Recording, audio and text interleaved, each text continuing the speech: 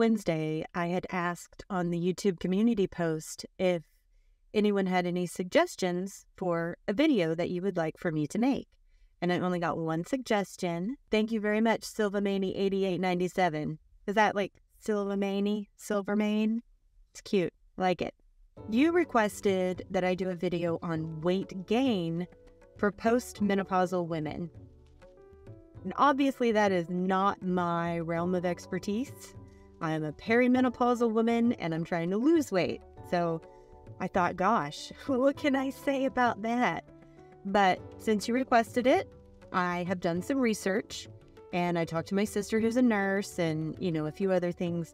But I gotta say, when I first started looking into it, I did a Google search. Nothing. There is nothing about weight gain for postmenopausal women. It's all about lose weight, lose the postmenopausal belly fat, lose postmenopausal weight. Everything is about losing the weight, but I couldn't find anything about gaining it. So I thought, okay, let me do a YouTube search because, there's got to be some postmenopausal women out there who feel like they need to gain some muscle and maybe they've shared their journey. No, not that I could find. And if it's you, if you're one of those, you need to work on your SEO because I could not find you. What I had to do is just pull from my own personal experience, from the knowledge I've gained from watching different YouTubers over the years and learning about nutrition in general. So bear in mind that I am not an expert of any kind. I'm not a professional. I'm a nobody. I'm just a lady who did some research and talked to some folks. So for what it's worth, this is what I think would help. Number one, you want to prioritize your protein intake. Protein needs to be your number one macro focus. Like if you don't get any carbs, like zero, fantastic. If it's protein and fat, and that's what makes up your entire diet, fantastic. But you want to make sure that you're getting an appropriate amount of protein. And so the recommendation is 0.5 grams per pound of body weight, which means if you want to be 150 pounds, you would want to eat at least 75 grams of protein each and every day. So you probably want to shoot for 75 to 100 grams. And that's if you want to be 150 pounds. So just figure that out for whatever weight you want to be. And it's 0.5 grams per pound of body weight that you want to be. Number two, make sure you eat that protein in smaller amounts more frequently throughout the day. So the last thing you want to do is like an OMAD, 1 meal a day, or a 2MAD, 2 meals a day, or really any kind of intermittent fasting that shrinks your window too small. I wouldn't go any more than a 12-12, 12 hours of not eating, 12 hours of eating. That's very reasonable, and it gives you 12 hours to get in all of your protein needs because the body cannot utilize the protein to build muscle in amounts in excess of 30 grams. At least that's what they're saying right now in 2023, okay? So what you want to do is have, 20 to 30 grams in the morning, and then a few hours later, 20 to 30 grams, and a few hours later, 20 to 30 grams, and then a few hours later, 20 grams or so, until you get up to your threshold. I wouldn't be too concerned about going too heavy on protein because it's going to be really hard for you to physically eat enough food to get too much protein, especially if you're focusing on meat and eggs and high protein foods, high satiation, high nutrition foods like that. And that's what I would recommend that you focus on. So more of like a carnivore, ketovore style, because you don't have excess room in your stomach for anything else. Like you need to prioritize protein and fat, protein and fat. That's what's going to get you to your goals as far as nutrition is concerned. But there's one more thing, and that's number 3. You got to work out. You got to lift heavy. Okay?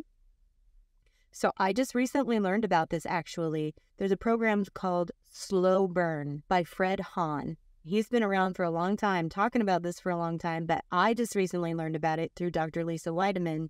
She's an eye doctor, but she does a lot with nutrition, and she's a little bit older. I believe she might be postmenopausal as well. and she's working on building muscle. I saw an episode with her and Fred Hahn where they were discussing this slow burn method and showing exactly how to do that.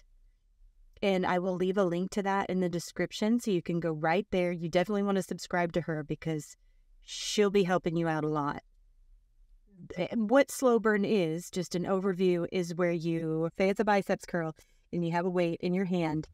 You want to take 3 seconds to move the first inch and then move very, very slowly up, hold it, squeeze, move, press that biceps, and then go back down.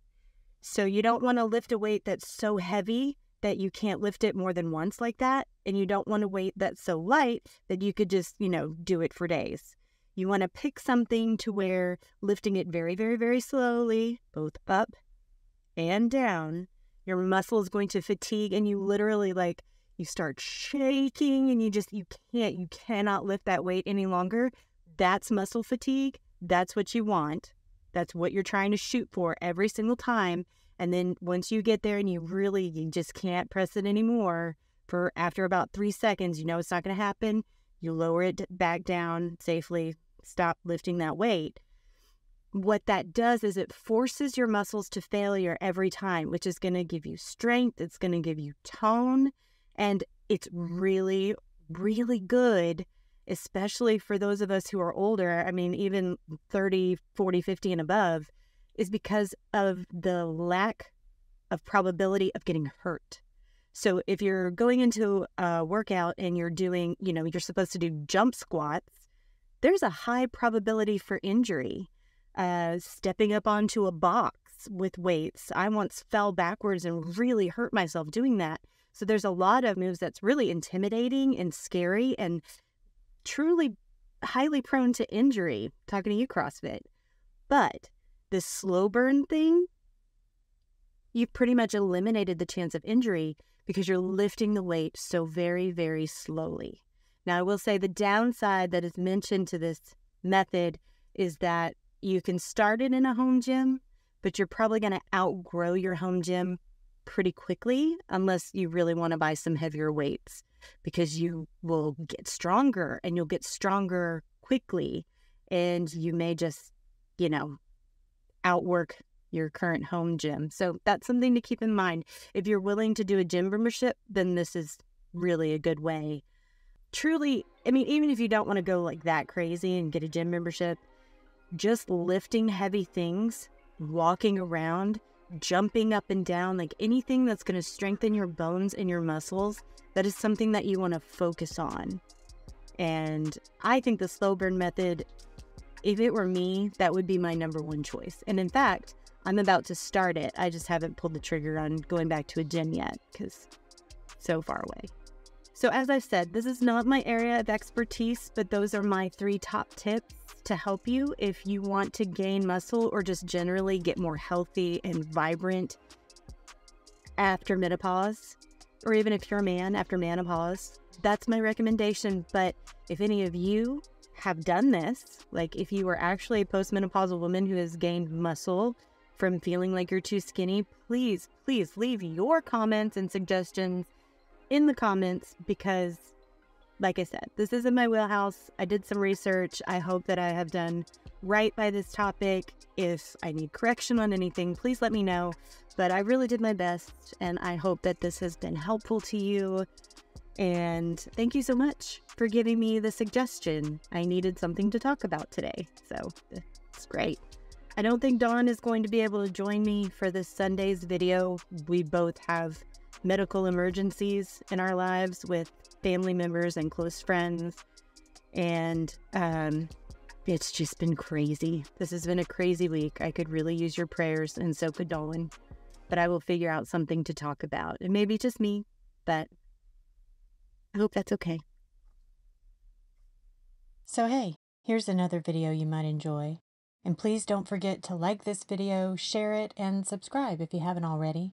Until next time, stay beautiful, friends.